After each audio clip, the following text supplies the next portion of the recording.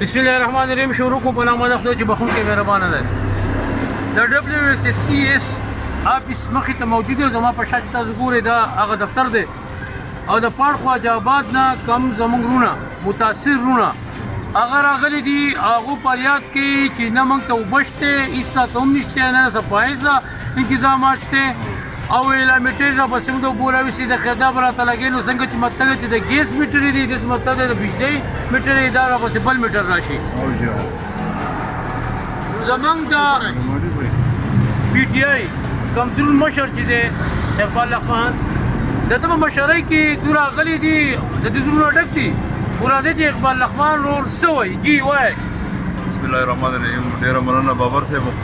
تاسو ته پته ده چې د سوات بیا کومې غریزي علاقې چې دي په هغې کې عموما د اوبو مسایل چې دي هغه موږ ته راپېښ دي او د هغې بنیادي وجه دا ده چې کومې ټینکۍ جوړې شوي دي د هغې نه بره آبادیانې کېږي، ټینکۍ لاندې پاتې کېږي، هغو ته بیا هغه سپلایي چې ده په هغه لیول باندې نه کېږي.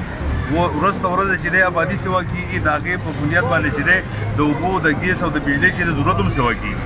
نو موږ دا نن چې کوم معززین مشران راغلي زموږ د وفد چې راغلی دی دا هم په دغه لیول باندې راغلی دی چې یاره موږ د دې WSSC د دوی د ذمهواري ده چې دوی به خلکو له اوبو ورکوي. په هغه لیول باندې موږ دوی سره ملاقات وشو.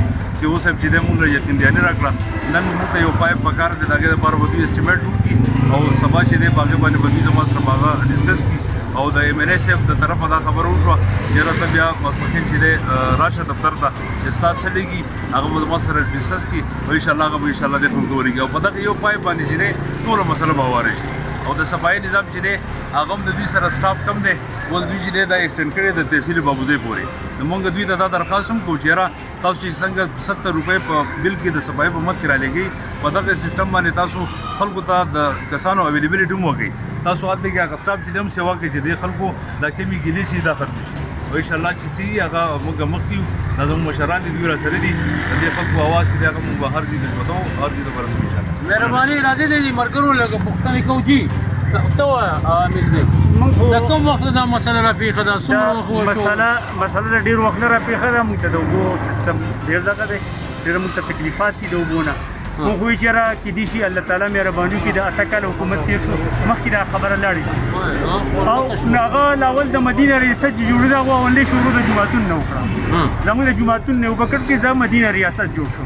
موږ په مهنګایي باندې جاړو، موږ په وړو پسې په چینو پسې ګرځو، دوی راپسې اوبه هم بندې کړې. اوس په جاوړه چې چیني به غواړو